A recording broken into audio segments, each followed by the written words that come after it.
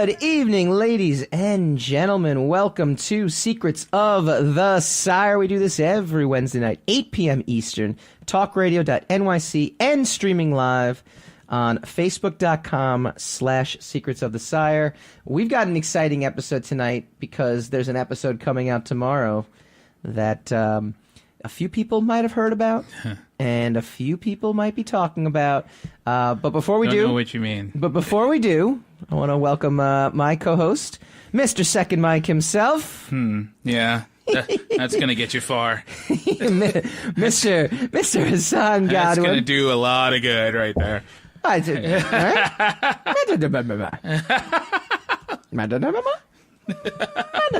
What the heck is that? Don't ever do that again. That is exactly what it... Never do that again. That's exactly what it looks like. We have a great show. We are going to be doing some spoiler-free... Spoiler-free. Well, they have to be. It has to be. Spoiler-free preview of Star Wars The Last Jedi. And I want to talk about the... Well, it's going to be spoiler-free, yes, because we haven't seen it. Now, that being said... Yes, that's what I was going to say. That being said, there is a purpose to what we're doing.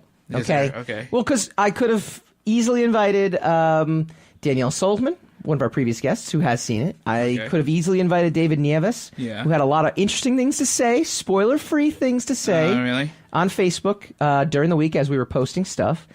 Who have seen it, but we've opted to go completely spoiler-free. Yeah. We want to go. We don't want to know anything about anything until we see it. Okay. And I repeated anything a third time purposely. Yes, you did. Purposely. Yeah, I didn't notice that. Purposely. You did that on purpose. So let me ask you a question before we dive into the nuts and bolts. I want to read from you a Mark Hamill interview. It's a spoiler-free Mark Hamill interview. It should be. It better be spoiler-free. And I want to get your thoughts on that too. But before we get into that, we collectively have agreed, which is very bad for the show, that there's not been a lot of hype leading up to Last Jedi. And what we mean by that is months and months of going to see movies and trailers and all this fun stuff. And it's kind of been a lukewarm reception to Star Wars, right? I mean, it's kind of been like, okay, all right. Well, yeah. I mean, right? you could get away with saying that. We've said that. We've actually, on numerous shows, if you go to iTunes... take a lot of things back, though. We say a lot of stuff. If you go to iTunes and you look up Secrets of the Sire, S-I-R-E, right. You'll be able to go check out previous episodes, download them, listen to them religiously. iHeartRadio, we're on that. We're on youtube.com/Secrets of the Sire. I mean, if you go back and all these things, we basically kind of said it's surprising us that there's not as much hype leading up to Star Wars. That being said, I have felt a palpable hype, both online and just talking in person, this week. Yeah, all of a sudden. Right? Well, yeah, because we're conditioned for that now. So you remember... This is why I love you. This is why I love you. I love it. I love it. I love your statement already. Go ahead. I'm not actually... That's not sarcasm. Now I don't want to talk. It's actually not sarcasm. I love it. Go ahead. If you remember, like in the old days when we had a television show that was like 22 episodes, whatever, and then it would end on a cliffhanger, and then you'd be like, "Oh man, I gotta wait the entire 3 months to find out what happens next." They do this all the time now. Everything you see on HBO or Netflix or whatever you watch, it has a cliffhanger ending, or like Stranger Things. Yeah. And then you're like, man, I gotta wait a year. And then you hear on the social media that like Punisher's starting next week. Yeah. Or something, and you're like, oh, all right. And you just don't pay attention to it because there's so much stuff. Yeah. That we cannot afford mentally to attribute too much energy to something until it's preeminent. Yeah. Until it's like right in front of us, and then we're like, oh, this is so great. I forgot that I was so, there's been a lot of things I've experienced that I didn't even realize I was anticipating until I was there experiencing There was a virginity joke in there somewhere. Easily. Wow. Yeah, I went there. Okay. Yeah. All right. I think this... No, there wasn't, Sam? No? I thought there was. I think this discussion's over. I think there was a good... I think we're done. No, I agree with you, though. I think, what's really funny, too late. though? You can't... You know what's really funny? Not that joke, apparently. Yeah, no, Hey, look, that wasn't. 3 out of 10, you're in the Hall of Fame. So. That joke was not funny. Just got to get it right 3 out of 10 yeah, times. I guess so. I guess so. No, I was actually commenting with this to somebody recently. We are the last generation, and I'll include you too, because I think you're Gen X, right? I mean that yes. that would qualify you as Gen X, right? Theoretically, Gen X. I'm theoretically because I'm on the cusp. I'm 79, but November and 80 is supposed to be the cutoff for the Gen X. Is it? I didn't even know there was a. Well, Yeah. I'm just saying theoretically because I don't know if I subscribe to. The naming of the generations and stuff like that. But yeah, yes. By that definition. Actually, not even by theory. Yeah. I am the follow-up by generation empirical data. Yeah. Exactly. I'm the follow-up generation to the baby boomer generation, which is Generation X. So yes. We are the last generation to have experienced the pre-smartphone era. Yeah. I can remember the dial-up phone. Yes. Yes. You know, I mean, I had one of those. I did too. I can remember the cordless phone. I had, yes. I can remember, dial-up internet. Dial-up, yeah. You've got mail. Yep. That was so exciting too when you get on AOL and you found out someone sent you mail. Yeah. It was so awesome. Yeah. Because email was not a broadband. Not a big thing. The coming of broadband, where it was like, oh my God, this is amazing. It's everywhere. It was amazing. It's everywhere now. And text messaging. Yeah. Which is like the early 2000s. Oh. Answering machines. And I remember having a long conversation with my uncle. He was talking about, he goes, I just found a website, like a www website on a carton of orange juice. Like orange juice has its own website. Like we were just realizing that it was starting to become really pervasive. There's a great Today Show clip of Brian Gumbel saying, what does the @ symbol mean? Like he goes, I thought it was available or something like that. He says something. I forget what the exact did it mean quote. Before the internet took over the designation. Yeah. So, but he was describing a website, but he couldn't. I don't even know what we used that for before. But he couldn't. Right. Exactly. He could not figure out what that was or what that meant. Just like a pound sign. But anyway, for hashtags. What were we using the pound sign for? That was to like confirm that you're on a call or something. Yes. That's it. Yeah. Or Star 69, which remember Star 69, yes. which is to go back. I remember. Let's stop going back. No, but the reason I bring this up though is we remember a time when there wasn't this instant gratification that is social media, that is cell phones. So I'm used to a Star Wars film coming out every 3 years in chunks because there was that big gap when Star Wars didn't come out. Right. But we can remember that time. Those kids today, those cookie kids. They can't. So, but now we're a victim of it as just as much, right? We're just as conditioned to want things to happen to an now. Extent. I do really miss the times when I was a kid and that I was super anticipatory about something. Yeah. I was super excited about something coming along. And I'm just not like that about anything anymore. Like even that's because you're bitter and cynical. Yes. Well, yes. And, the world has pressed you down. Yes, everything is dark and miserable. And now you're here. Yes. Yes. On the Middling podcast. So exactly. We're the bottom of the middle. That's all I've ever strived to be. I remember there was a time in Wizard World Chicago when I was at a table with Dan Leister, my cohort on the Sire, and we were seeing some success. We actually sold a ton of books. We sold I actually went through my notes recently. We sold like 200 books in one weekend. Yeah. And it was like that was a big deal. And Dan and I looked at each other and we're like, hey, we're actually, we're doing something. I said, yeah, we're the bottom of the middle. And he's like, hell yeah, we are. So yes, you've made it to the bottom of the middle. Yeah, it's better than being at the top of the bottom. It's very much true. Better than being at the top of the bottom. A B- is much better than C+. Yeah, exactly. Yeah. Exactly. That was my attitude all through school. I don't disagree, but yes. All right, well, anyway, so... But I missed the times when I was excited. And like, are you excited for this movie? I'm interested in seeing it. Yeah, that's about as far as you're so interested that you took off tomorrow to go. You put in a day off just to make sure you can go see this movie. No, it's a sick day. What time are you going to see it? What time are you going to be sick? During the day. It is during the day. Oh, what time does it even come out? It comes out like literally tomorrow, huh? during the afternoon. Wow, look at you go. All right, so yeah. How many months in advance did you buy the ticket? How many weeks? Friday. Bought it Friday. Oh, all right. So you're able to snag a ticket. All right, well, this is exciting. So let's do a little bit of preview time. Again, we haven't seen it. We're not bringing on any guests who've seen it. We're trying to be completely spoiler-free. Unless you're downloading us on iTunes on Friday, in which case you've already seen it, and we'll give you all of the dirt right now. Now, great interview with Luke Skywalker, with Mark Hamill. You talking Luke Skywalker? I know, right? Talking about Luke Skywalker in this film. And I want to get your take on this. I thought this actually struck me as I was reading through it. So this comes from Entertainment Weekly.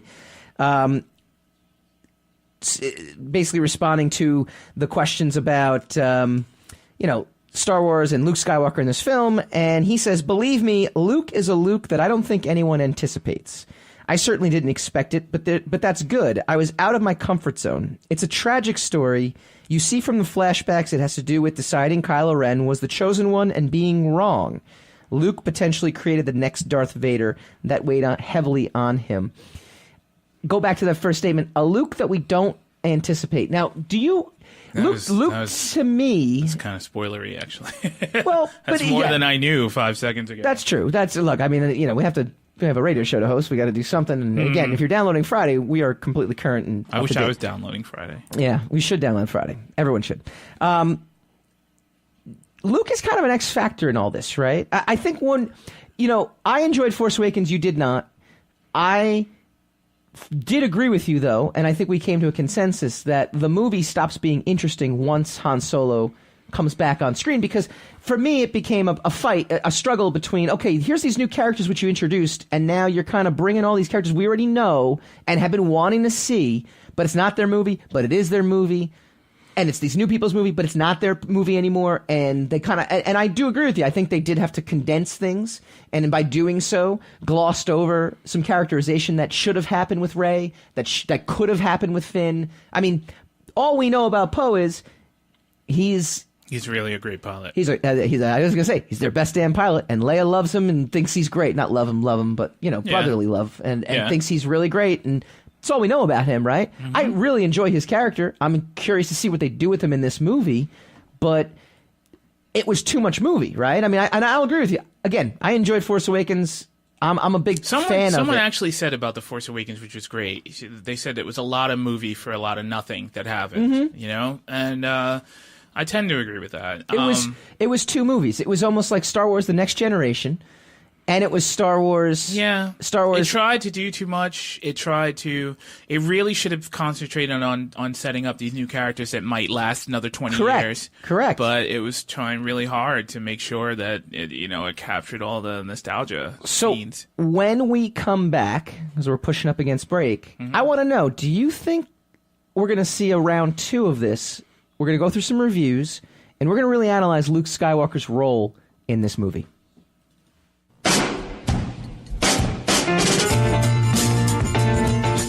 You're listening to the Talking Alternative Network.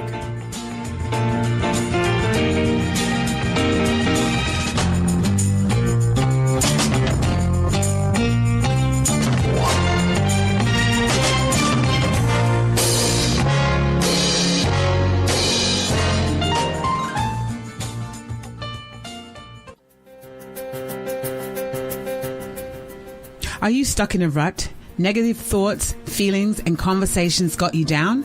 Hi, I'm Noreen Sumter, the Potentiator. Tune in every Tuesday, 9 to 10 Eastern Time, and listen for new ideas on my show, Beyond Potential.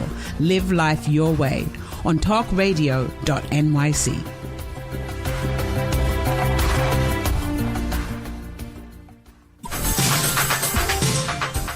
Who do you want to connect with? Are you an entrepreneur or intrapreneur looking to build your following? Welcome to our show. Follow Me Friday with Joan and Priya. Tune in every Friday at noon Eastern on talkradio.nyc. We're your digital connectors. Woo woo! What's that?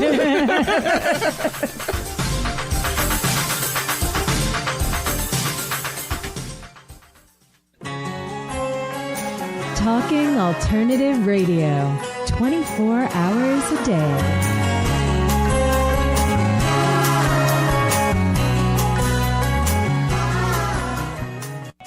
Forever Night TV series Yes. as well, too. I've never even heard of it. I have no idea what that is. You don't know No, I don't know Forever Night. Good Lord. I don't know.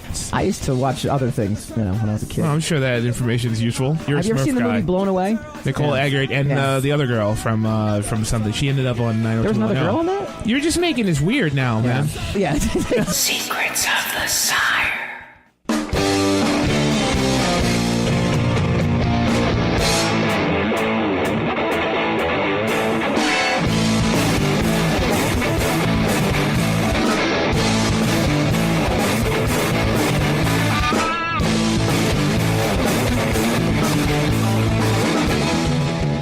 Welcome back to Secrets of the Sire. We talk comics, movies, TV, pop culture every Wednesday night, 8 p.m. Eastern, right here on talkradio.nyc and streaming live on facebook.com/Secrets of the Sire. Got some really great housekeeping to do. Real quick. Oh, real quick. Freudian. Yeah. The whole Works. lives have become clicks. We got our 100th episode coming next week. Click. It's going to be massive. It's 2 hours. We're going to be on at 7 o'clock to 9 o'clock. We're going to have 7 to 9. guests on from past, Why does that present, sound so familiar? 7 future. to 9. 7 to 9. 7 of 9. Ah! What's Found that? it. What is it? Never mind. What? No? No. Was it? Now I was just thinking boobs. Oh, yeah. All right. Very cool. Click. Go ahead. Please continue. Yeah. So we want to welcome Anna Keeble's watching, Oh, great. our alpha intern. Great. Very nice. Great. So you I never talk like that in front of our Technically, alpha she's not our intern anymore. Yeah. So it works out just fine. We're all right. No harassment going on. Yeah, so we got that. We've got the talkradio.nyc marathon, December 21st. Yes. So you're going to get an extra hour of me December 21st. Yeah. Which, ironically enough, we're actually off. We're taking, we're celebrating our 100th episode by not showing up the next week. Hey, we made it. We're done. But you're going to get an extra hour of me, so I'm basically working the exact same thing. You gotta I want to thank our take it where you can get patrons, brought to you by all of our beloved patrons, dedicated fans, Einar Peterson, Matt Byer, Ashley Haikai, our program director, Stephanie Dolce, our executive producer, Steve Hovecki, Brian Phillips, and Christina Gillen, and as always, our Uber fan, Christina Dolce. Alex Acosta just chimed in. Good show so far, guys. I want to go great show. I'm trying to go great show. Yeah. So let's do this. keep your good. Let's do this. We're going to analyze Luke Skywalker's role in this. Is your time for next week's show Eastern or Pacific? It's always Eastern time because we live on the East Coast, so 7 p.m. Eastern time. Rob Liefeld, we're gonna get some opinions from some folks who have seen it. Spoiler free. This is our spoiler free. You're review. spoiler free, giving away a lot of stuff so far. Yeah. Your spoiler okay. free is kind of spoilery. Rob Liefeld on Twitter. I'm telling you, The Last Luke dies. Jedi. Hey! The Last Jedi is weird, like wonderfully weird. It's why I dig it so much. It's different. He also put in something else. He talked about it's a tremendous storytelling achievement. He had rave things to really say about it, and just completely on board with it. Meanwhile, All right. friend of the show, David Nieves, who is we're gonna get him on the show. He's in the gamer world. He works with Sony. Shouldn't we and, know who and- he is if he's a friend of the show? Why are you wasting so much time? Well, with I'm this telling everyone else. biography? I'm giving everyone else the context. Yeah, you have to tell me too because I don't remember him. Yeah, so I'm just kidding. he's actually seen it. He actually came back with something different, though. He said it's Uh-oh. the most over-resolved movie of any series. Over resolved. Didn't like the answer to the big question. Empire Strikes Back left me with a feeling of dread for all the characters. Last Jedi left me wondering what's the point of making a 9th chapter. So we got a little, and David is not a hater. Mm-hmm. David you might not like his opinions. Right. But he's going to come to you with an intelligent No, yeah. viewpoint. Well, that sounded pretty. He also said Runaways is better than Last Jedi, but he was pumping Runaways for us last week as well too. Yeah. You can't fault him for having a dog in the race there. Yeah. Danielle Solzman, previous guest, she said she loved it. So Okay. that's great. Essentially, though, I feel like the reviews. See, now the thing is about the people who love it. Like, you got to wonder: are you fan? Are you casual fan? Are you hardcore fan? Are you, is it the splodies that you love? It's like, Yeah. I went, your stuff blew up, and people had a laser sword. It was awesome. Yeah. As opposed to, well, existentially speaking, this one really didn't grab me by the cojones as like the other. So you gotta wonder when people say they love it. Right. Because a lot of people love the Force Awakens because it was a grand spectacle. Sure. Right? Sure. And it was an event. It's like going to the circus. All you want to do when you go to the circus, you don't know exactly what you want to see. Or you might not know what you want to see at a circus, but you know you want to have a great time. You want to eat a lot of popcorn. You want to see amazing stuff. You want to see people fired out of a cannon and people walking a tightrope and clowns and stuff. You have a... Yeah, so once you go there and you get overstimulated with all that stuff that's happening, you'll decide, all right, no, I had a great time. Yeah. I circused, I circused hard. You just verbed that. Yes, I like that. I like how you verb did a lot that. of things. Yeah, I like that. I verb all day. Our intern's gone, and you just the potty mouth comes out. Verb. Yeah, that's you.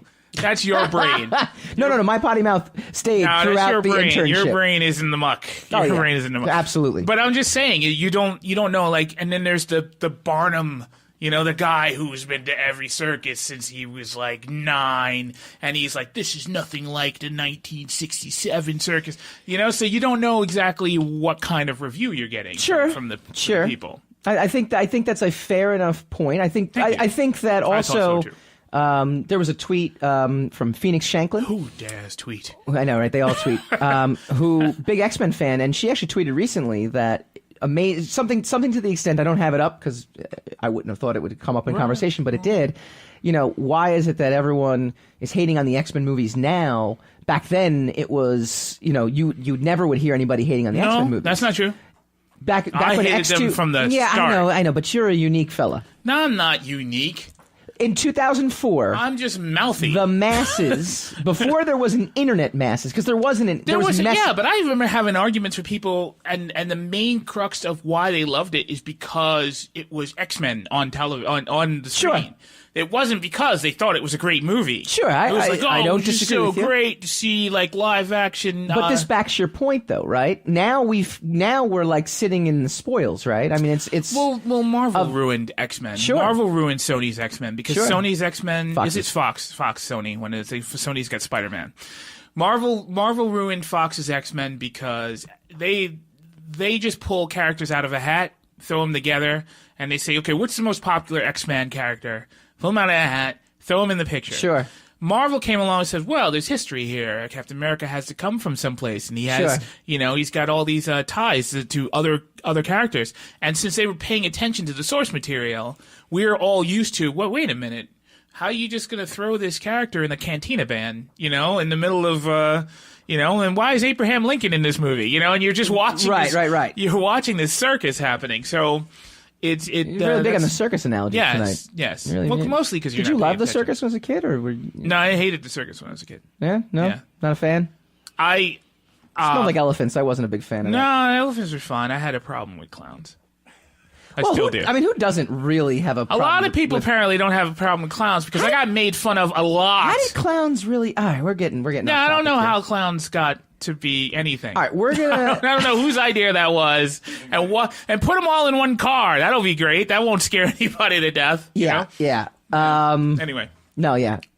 So clowns and spiders, I don't do them. No, I don't disagree with you. And velociraptors, but that's something. I don't think that I don't think now, after The Force Awakens has already come out now, right? I don't think people are... And Rogue One. We got to throw Rogue One in there, too, right?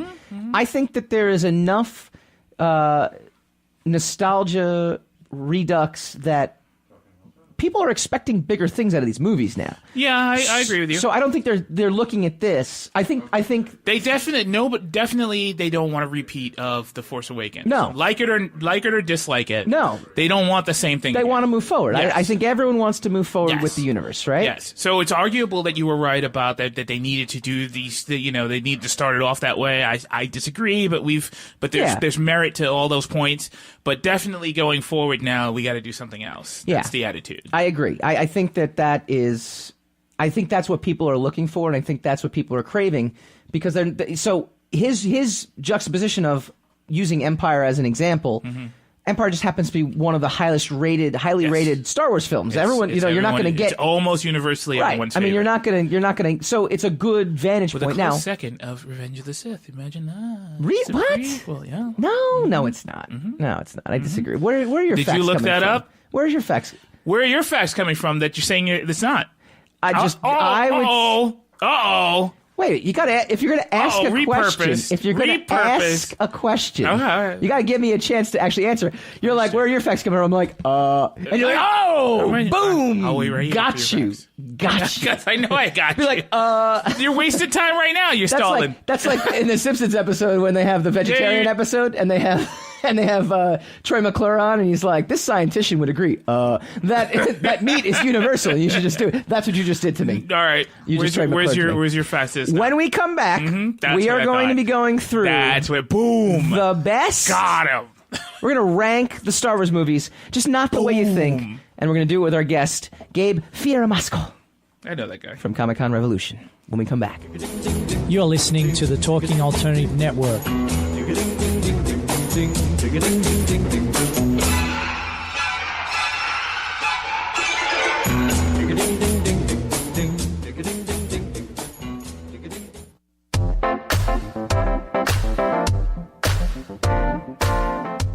Are you a curious person, always asking questions? Do you desire to be in the know? I'm your host, Antonia, of the show So Now You Know. Join me as I attempt to satisfy your curiosity. Listen live Tuesday nights from 8 to 9 p.m. weekly at talkradio.nyc.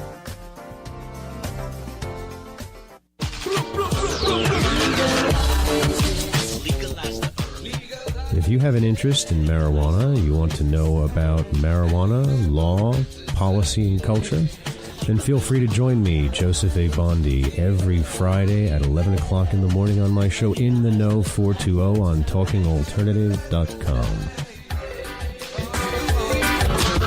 Legalize the herb to continue to resist the passage of this necessary legislation. Talking Alternative Radio, 24 hours a day.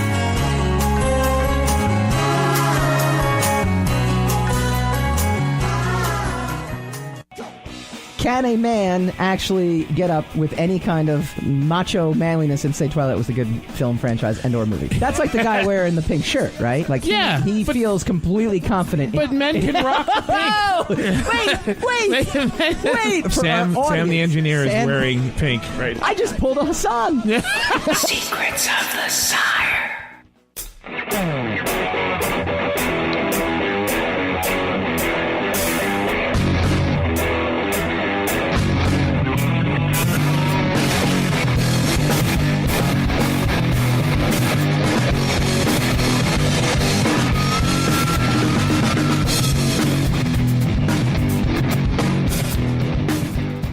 Welcome back to Secrets of the Sire. We talk comics, movies, TV, pop culture, all the fun stuff you love to talk about. We're talking about Star Wars The Last Jedi. We got a really exciting segment. Alex Acosta chimed in. Now that it's 5 years later, is there still a sense of shock over Disney taking over Lucasfilm, or has the shock worn off?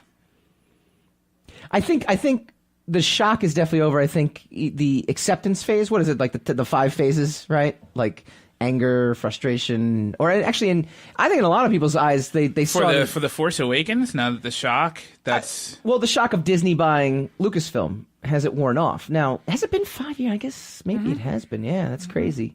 I actually thought there was a sense of relief that George Lucas wasn't going to work on it anymore, but that's based on my perception of the prequels. And the masses, and your perception of the prequels, which you were actually excited about and you enjoyed. By the way, IMDb, a poll, favorite Star Wars film, you can vote on this. The results, with over 5,000 people, Star Wars Episode 5, Empire Strikes Back, followed by A New Hope, followed by Return of the Jedi is your top 3. That's interesting, because Forbes magazine has... Forbes, I could write for Forbes. Literally. They have ads for Forbes. Bull. Yeah, no, they really do. Anyone can write... If you've written like a 3rd grade, so now you're going to do the whataboutism where you're going to discredit. I am discrediting and devaluing your sources. Right. Okay, that's how we do things here. Yeah, everybody else who knows. So. We will get back as well to the question. We don't about, need to get back to it. We want to question about Luke Skywalker. We want to question all that stuff. And we're going to get back to Luke Skywalker and what his role is as well too. But I want to welcome my guest, Mr. Gabe Fieramosco. From Comic-Con Revolution. Am I on? You are on, bro. What's going on? I'm hanging out in my room. You know, the Facebook thing's throwing me off because it's way behind. Yeah. Well, there's also a delay on the phone, so you're gonna get used to that as well too. I want to play a cool audio. We're gonna do a fun thing with you, Gabe. We're gonna rank a bunch of really cool Star Wars stuff. Like most shows would just be like, give us your favorite Star Wars film. But we don't want to do that here. We want to do something like kind of cool, right? So one of the things we're going to do is best. I've got a bad feeling about this, and we got a little clip. We're gonna run real quick, and it's a minute long. It's every bad feeling, montage that has ever existed in Star Wars. So we're gonna play that real quick, and then we're gonna vote which film we think is the best one.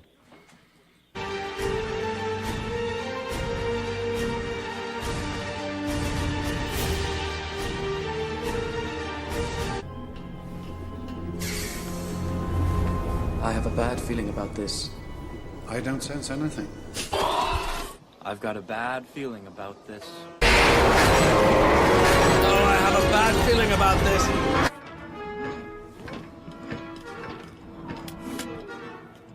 I've got a bad feeling about it. Quiet. What? I have a very bad feeling about this.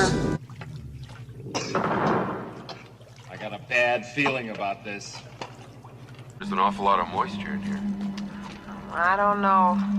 I have a bad feeling about this. I have a bad feeling about this. I have a really bad feeling about this. I got a bad feeling about this. All right. That was pretty much all the bad feelings that has ever happened in a Star Wars film. We got to credit Zarbot on YouTube. I want to give credit to Zarbot. He put it together, and I pulled it down. Zarbot's... Gabe, what do you think? Zarbot's got to get a job. Rank. I'm going to be completely honest with you. You heard nothing. I didn't hear any of that. Okay. So, based on your infinite Star Wars knowledge, best I've got a bad feeling about this. Anyone that Obi-Wan did. That's anything that Obi-Wan does. Oh, that's the first one. That's a Phantom Menace. That's all right. the Phantom Menace and Revenge of the Sith. And Revenge of the Sith. Okay, all right. We'll go with Hassan. What do you think? My favorite is K2SOs because he doesn't get to finish it. Yeah, I'm going to go with that too. So we're going to go 2-1. We're going to say from Rogue One. From Rogue One, that's the best. I've got a bad feeling about this. Easily right there. Best. We're doomed sequence. Anytime C-3PO is on camera, he basically says, we're doomed. We're doomed. So, just to give you, I think he's done it in God knows how many, movies. But, Gabe, if you had to pick a movie where his we're doomed is the best, what would you go with? I'm going to go with Empire Strikes Back, where he's trying to convince him that surrender is the way to go. Funny you mention that, right? I personally, I go New Hope because it was the beginning of the We're Doomed, so you kind of got to give it its props in that sense. He's got a weird, C-3PO is the funniest character, right? Because in every single movie, he's like, this is terrible, what a terrible plan, we're gonna die, this is awful. But when he sees, Han Solo in Carbonite, he's like, that's really great. Look what you did. This is really amazing. Yeah, well, it's like the one movie he doesn't like Han Solo. It's like the one movie where he's, super positive about, a death scenario. He also wanted everybody to trust Lando. Yeah. When Lando was getting choked, he was like, what are you doing? It's like, he's our only way out of here. That was the only time he was trying to be positive, but that's when the group was totally trying to do something proactive. Hassan actually, when we put this together, right? Hassan had the best one. I changed this to best, what was it? Best bottomless pit, but that's just my love of Return of the Jedi, the opening sequence with the Sarlacc pit. Yes. Hassan's original best of was, what was it? The best fight on a catwalk with no banister. Yeah. They don't believe in Star Wars, just don't believe in railings. No, they don't. Well, I said to Hassan, there are no handicapped people in the Star Wars world, because if you get a leg, severed off, which will be a category later. You just get a robotic leg. So they put you on a chair that floats, right? Because there's no wheels, right? So you don't have to worry about right. anything. Yeah. 10 seconds into any Star Wars movie and I'm dead. I'm falling off. Yeah, me too. For all those I'm out totally there, walking off the side of something without knowing it. For all everybody out there, Gabe is like 6'8", and he is a massively tall individual. So yeah, I mean, the fact that you actually caught with a gust of wind. Actually, Star Wars itself would be like a haven for you, a paradise. I mean, it would just be like those wide open like rooms and stuff. You can't hit your head on anything. Like it's got to be a really good scene for you there. No, I'd be the Wookiee all the other Wookiees pick up. What are you talking about? You're barely enormous. You're merely huge. Let me go with this question. Which movie boasted the best headgear in a Star Wars film? And because there is some in Phantom Menace, Natalie Portman's costumes are like outrageous. You have to kind of sit there and give, the first entrance of Darth Vader's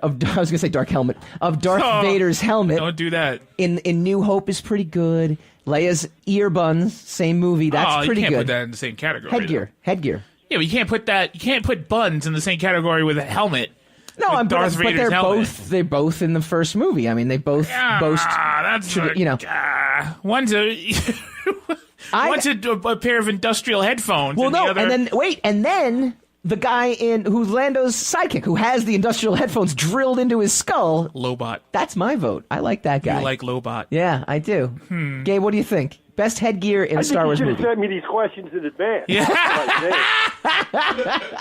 You were supposed to be in studio. Hassan, what do you think? Boba Fett. Yeah, I know. I didn't want to take any chances, man. I'm 24 hours away from seeing a movie. I didn't want any accidents. Yeah. I'm currently wrapped in bubble wrap in case I fall. Best headgear, Hassan goes Boba Fett. Boba Fett. All right, that's a great helmet. So I guess Empire then. Unless right? you count Darth Maul because he had horns on his head.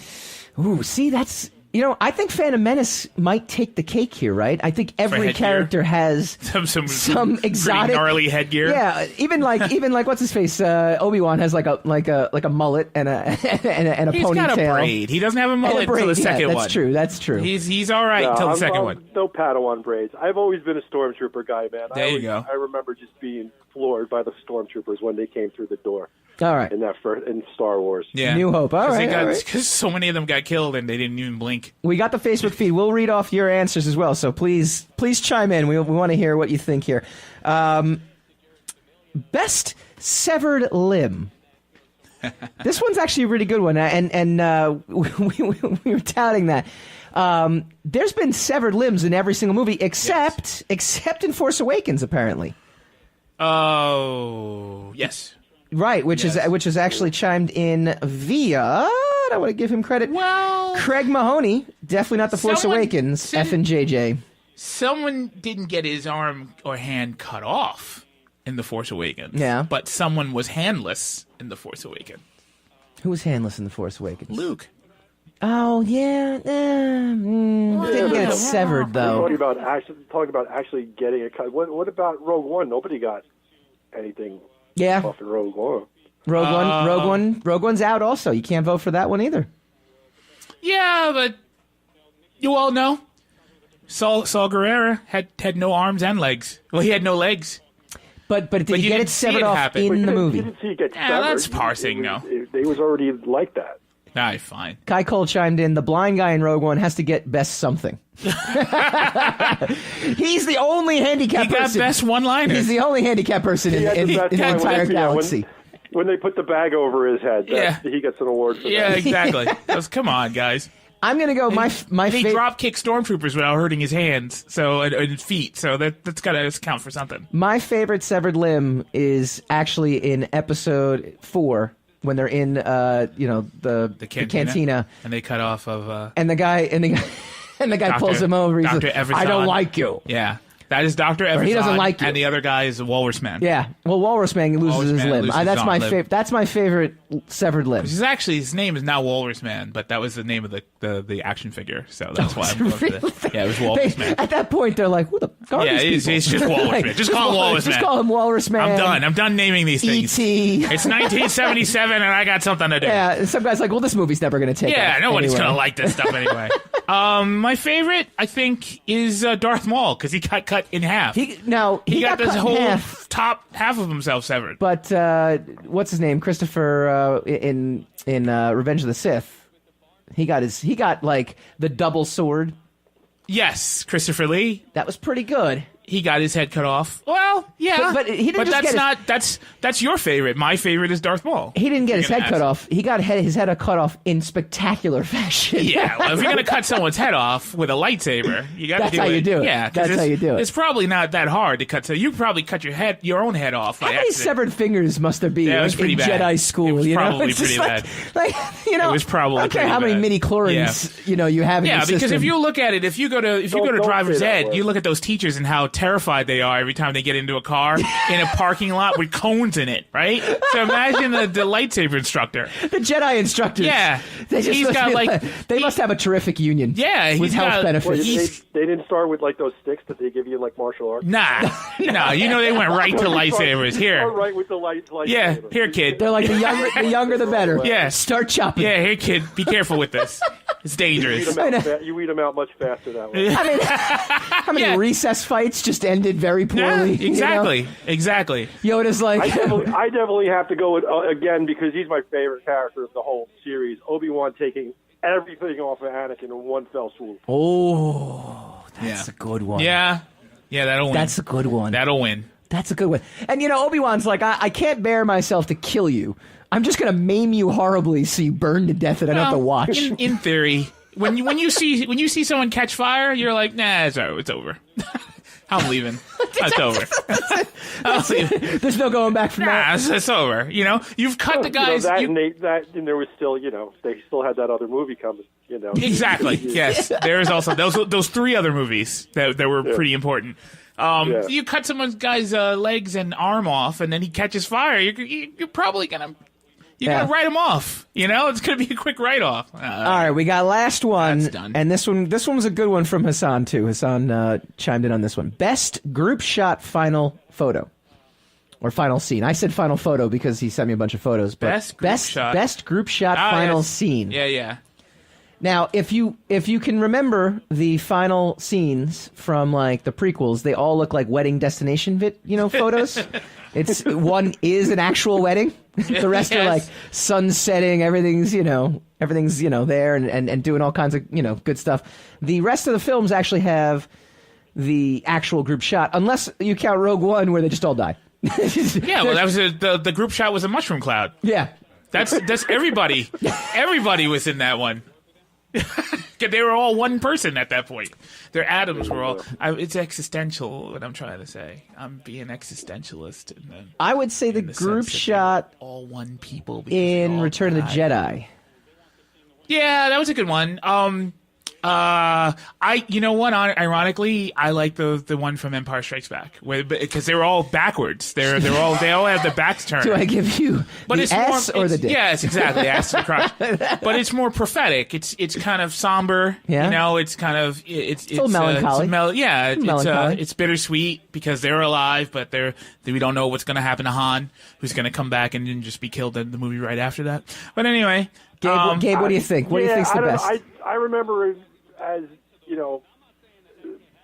probably my least favorite at the time was Empire Strikes Back, just because I remember sitting there going, they're standing there and they're going to look for Han, and I'm like, this movie is going to be 4 hours long, and then boom, it was over, and I'm like, what?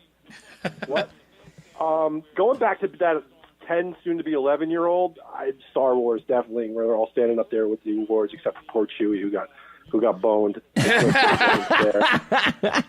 And then technically in the book, Phantom Menace, all your people got killed. Here's a big glowy bowling ball. Have that. Yeah. I don't know what that was. I can't, even as a prequel fan, I can't defend that. That was just lazy. That was just make it a glowing bowling ball. They got to hit it. They really love the bowl on Naboo. That's it. We're done. But they like glow bowling. It's only 11 o'clock. Those lights come I'm off. 65 years old. I'm going home. Just make it a ball. The EDM starts pumping. Gabe, tell the world out there about Comic-Con Revolution and all the good stuff you're doing. And you're going to be in studio next week, so this is not the last we're going to hear about you. So please tell everyone about Comic-Con Revolution. After I've safely seen The Last Jedi and without injury, I'll come in person. Without injury. Comic-Con Revolution is a full-blown comic convention and pop culture convention that I and some of our fellow friends, like Mike Sig and James Ross and Drew Selden, put together a year ago. We had our first show out in Ontario, California last year in May, and it was awesome. And we will be back in Ontario, California next May, the 19th and 20th of 2018. And we are going to debut our newest show in February in West Palm Beach, February 24th. Any good guests that you can announce right now? We have a ton of good guests. The one I'm personally most excited about is we have Timothy Zahn coming to Ontario. Oh, nice. That's huge. I'm excited about that one. Nice. Very cool. And then we have Chris Claremont coming to West Palm Beach. So we got some good guests. Yeah, that's no slouch. Awesome. That's no slouch show.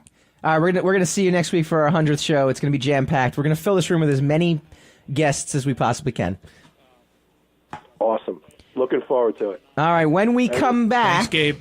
When we come back, we're gonna answer that Luke Skywalker question, and we go spinning the racks. You're listening to the Talking Alternative Network.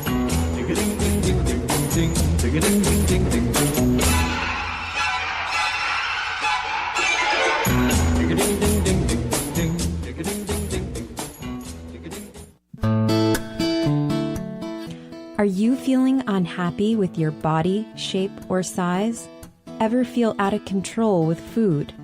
I'm Elizabeth from Nourish the Soul, and on the show, you will uncover the root to these imbalances and discover a permanent solution to having a healthy relationship to food and your body.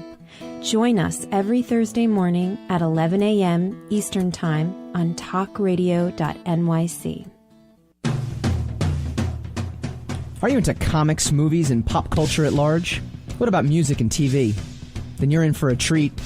This is Michael Dolce, your host on TalkingAlternative.com. I've been professionally writing comic books, screenplays, and music articles for almost 15 years. Catch my show, Secrets of the Sire, at its new primetime slot, Wednesdays, 8 p.m. Eastern Time, and get the inside scoop on the pop culture universe you love to talk about. For more info, go to secretsofthesire.com.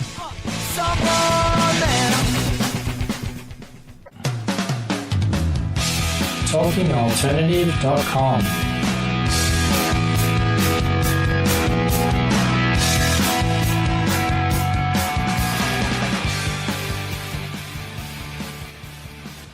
Wouldn't that be the most ironic thing in the Alanis Morissette version of it?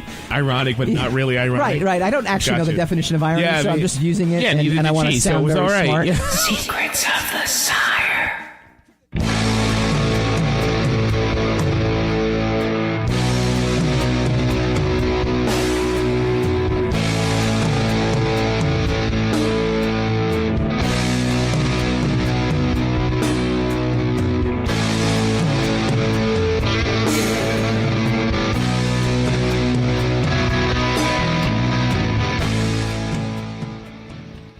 Welcome back to Secrets of the Sire. We do this every Wednesday night, 8 p.m. Eastern, except for next Wednesday night. We're going to do this at 7 p.m. Eastern, 4 p.m. Pacific for all you folks on the West Coast. We're going to just have jam-packed full of guests, previous guests that have been on the show. We're going to recruit pretty much everybody who's been on the show at some point to call in and do it up with us. We're going to have Gabe in studio with us. That'll be fun. We're going to have Jack O'Donnell in studio, Brian Phillips in studio. Where are they going to sit? Where are we going to sit, everybody? We're just going to plop everyone down here. No there's one's taking my chair. Seats galore. This is my chair. Well, that may or may not happen. No, that's not happening. Want to give a shout out to Lord Brienne. Radio says he keeps his chair. Brienne Castillo just pledged the GoFundMe campaign for TalkRadio.nyc. Very exciting. Thank you. If you go to GoFundMe.com/TalkRadio.nyc Marathon. Okay, that's one word, Talk Radio, NYC Marathon. The marathon's coming up next Thursday, so you'll catch me up here 1 p.m. Eastern next Thursday. If Hassan has another doctor's appointment, maybe he'll be here. We'll see. But anyway, we're doing some fun stuff. So we want to thank Brienne for donating to the station. We're doing a lot of cool things there. All right. In our last segment, I do want to get to the first question I posed in the first segment, which was based off the Luke Skywalker interview, again, the Mark Hamill interview, talking about Luke Skywalker. This is not the Luke Skywalker we anticipate. Right. We started talking a little bit about how Force Awakens suffered because of having basically two films in one film. You have new versus old. What do you think, and this is pure speculation, we haven't seen the movie, we don't want to spoil it for anybody. If you're listening to us on Friday, though, you can actually then call in the next week, because we're going to be reviewing the hell out of this show next week, starting at 7 p.m. Eastern. what role do you think Luke Skywalker's going to play? And is it going to be, and I guess I'll juxtapose it this way, right? Is it going to be similar to how Han Solo kind of came and went, or is Luke going to have a more substantial role in this? It's going to be a combination of. He's going to be the mentor, right? Mm-hmm. So it's going to be a combination of Obi-Wan, Yoda, probably Han Solo, and a little hippie aspect to it. Sure. You know, like Luke is a little. He's going to be probably ambiguous. Yeah. You know, like his affiliations are going to be, his motives are going to be a little in question. Sure. He's going to be pretty damaged, unlike pretty much all the others who are not damaged. You know. Yeah. So because he's got a lot of guilt that he's carrying around, he's going to be reluctant. You know, and then there's a question of whether he's gonna manage to hold on. Or is it gonna fall? I can see a scenario where he is the villain in the third film. Well, okay, here's why I don't think any of that stuff's going to happen. Here's why I don't think this could be construed as a spoiler. So, well, it can't because you don't know if it's going to happen. But I mean, here's right? why I think Rey won't fall, and here's why I think Luke won't particularly fall. I'm pretty sure that I'm fairly convinced they're gonna kill him off because that's like we live in the Walking Dead age where everybody thinks that's the note, it's like, right. Oh, that's the beat. It's like, killing Han Solo off, not necessarily the emotional note. Right. You could have hit a different emotional note, sure. But people that's just the easiest note to hit. So it's fairly obvious that the easiest note to hit would be just to kill Luke off, right? I don't think Rey's going to fall to the dark side because, and it's a political thing, but because of how much fanfare Disney got out of this first female, and so how much of a slap to the face to everybody would that be? It's like, yeah, it's the first female protagonist who, who's the chosen one, and she's, the galaxy rests on her shoulders. Oh, and she screws up and she's bad. Whoops. Wah, wah, wah, wah. It's not. They're not going to do that. It would take a lot of bravery to do that. Me, though, and that's what kills me about the social media age that we live in. And the Twitter age that we live in, and all this stuff, because it's influencing the writer's decisions. Okay, say what you will about diversity. I think it's a great thing, right? But it's a conscious element now to everything that they do. I mean, there is a friend of mine I just talked to recently. She's putting together a charity benefit for some disease that she's trying to fight. And she's bringing in comedians, and she brought in 5. Potentially they're all white, but I think they're actually not all white. I think there might be, and someone commented, why are there only white comedians? Why aren't you thinking? It could be, and now it's like, well, now she has to scramble. Do I get? Well, yeah. But it's the society we live in, and now it's impacting the stories that we love, because people will get up and type in on their keyboards their opinion, and it will instantaneously hit the masses. It's got its ups and its downs. It's got, so far because of the way things are and the way some of us are coming around versus the way some of us are holding out. It's messy, because there's still some of us fighting the good fight to just kind of hold on to spontaneity and that kind of stuff. But who knows? I'm not necessarily talking about that because there's. Joseph Campbell has the hero with 1,000 faces, so a lot of these stories are very samey. Sure. And we've been doing this for a long time. One of the reasons, not even to get into one of the reasons I really liked the prequels, because it was a reverse of that story. So it was kind of a very brave attempt. It's arguable the results are controversial. So I just don't think. Well, for 2 things. I think it would be a tremendous downer for that to happen. Also, I think they haven't invested. Maybe this film will be the start of that. They haven't invested quite enough into Adam Driver's character. I agree. For you to potentially see, if he shifts around and he comes back to the good side. Well, we don't care right now. Yeah. No, we don't care. And so. It would just be a hot mess if they did it, because they're not planning that they didn't set the seeds up right so that you could say, it could go either way. You can only kind of see one way this can go, which is kind of why a third iteration of this story is it's not as exciting. It's like, I know too much about it. I know too much that could happen versus, what probably will happen. I know. And that scene where Snoke takes his mask off and it's Trump. It's crazy. Yeah. We do this every week. We go spinning the racks. We bring you the best and most fantastical pop culture news available. And we're going to do a Star Wars edition. We do have a Star Wars news bit. Spin the rack. Spin the rack. Rumor. Obi-Wan Kenobi film is happening. Production begins 2019. According to panels to film.com, back in August, The Hollywood Reporter ran a story stating Lucasfilm was moving forward with a currently unconfirmed Obi-Wan Kenobi movie. Apparently, Stephen Daldry was eyed as the director. Now, Omega Underground is a bit of an update. According to the outlet, production on Obi-Wan's long-awaited solo film will begin in early 2019. I'm actually cool with this because I feel like Ewan McGregor, given like a better script and more dialogue, can actually. He's a tremendous actor. He did a great job with the wooden dialogue that Lucas is famed for giving. The wooden dialogue that's in all 6 of the original films. Agreed. I feel like, no. Empire Strikes Back was written by Lawrence Kasdan, doesn't have as much wooden dialogue. All the Empire Strikes Back was written by Lawrence Kasdan, so was Return of the Jedi. So was the first half of the Phantom Menace. But Lucas wrote most of most of that. He didn't. Also, Carrie Fisher. What Carrie Fisher wrote? What? She script doctored all the prequels. So you got to look into that.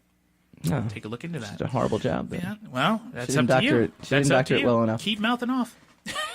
Obi-Wan film? No, you're not excited about that? Nope. You want to move forward. You want to just move completely past Yes, stop it. What more can we do? Yeah. What's it going to be is Obi-Wan's going to be looking at a little kid through binoculars in the desert, and then someone's going to build a Death Star.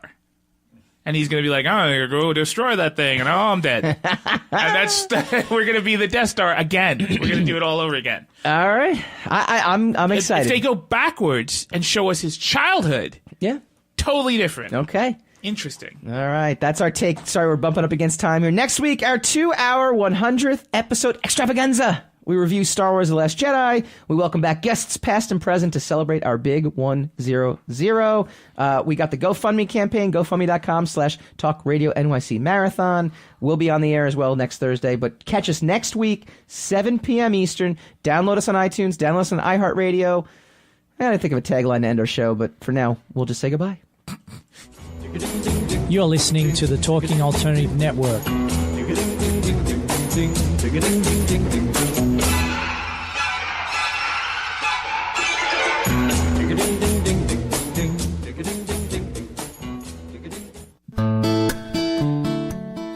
Are you feeling unhappy with your body, shape, or size? Ever feel out of control with food? I'm Elizabeth from Nourish the Soul, and on this show, you will uncover the root to these imbalances and discover a permanent solution to having a healthy relationship to food and your body. Join us every Thursday morning at 11 a.m. Eastern Time on talkradio.nyc.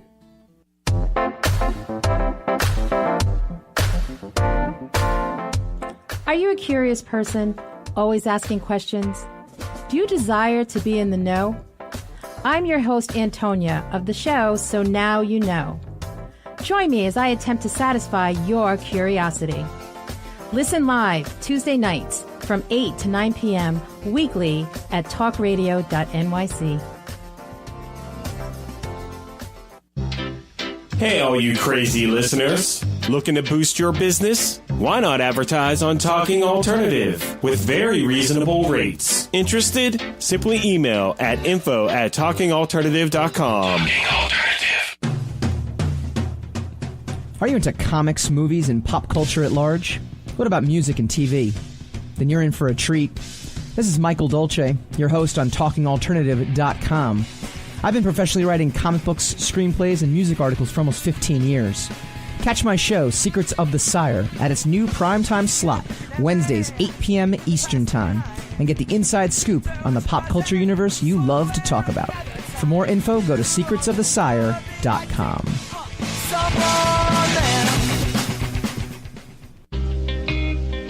You're listening to the Talking Alternative Network at www.talkingalternative.com. Now, broadcasting 24 hours a day. Talking Alternative. Are you a conscious co-creator? Are you on a quest to raise your vibration and your consciousness? I'm Sam Leibowitz, your conscious consultant, and on my show, The Conscious Consultant Hour, Awakening Humanity, we will touch upon all these topics and more. Listen live at our new time on Thursdays at 12 noon Eastern Time. That's The Conscious Consultant Hour, Awakening Humanity, Thursdays 12 noon on talkradio.nyc.